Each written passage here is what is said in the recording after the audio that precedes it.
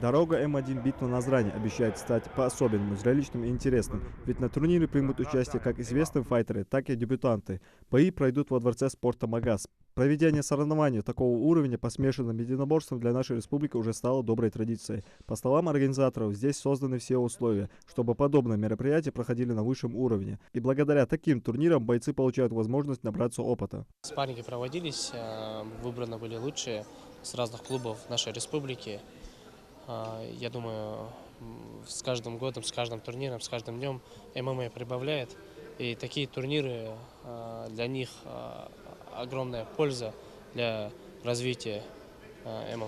К проведению ежегодного турнира по смешанным единоборствам почти все уже готово и в самом Дворце спорта. Рабочие заняты последними штрихами. Теперь организаторам остается только установить освещение и световые эффекты. Мы установили купол, решили пораньше, чтобы это подчистую все было. Свет над рингом, выход бойцов. А 20-го мы подъедем, только установим эффекты, которые будут и звук, чтобы было красиво. Смешанные единоборства с каждым годом набирают все больше популярности в Ингушетии. Неудивительно, что и число желающих побывать на одном из самых крупных турниров республики также растет. До начала соревнований остаются считанные дни, и любители спорта уже в предвкушении этого события.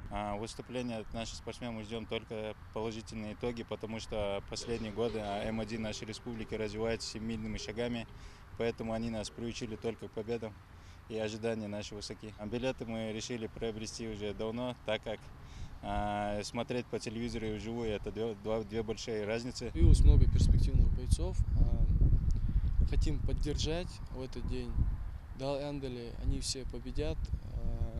Победа будет за нами. Уже 20 мая Дворец спорта «Магаз» вновь распахнет свои двери. Жителей республики ждет незабываемые эмоции и зрелищные поединки лучших бойцов смешанного стиля. Исмаил Гадагажу, Рамзан Миржоев, Новости 24.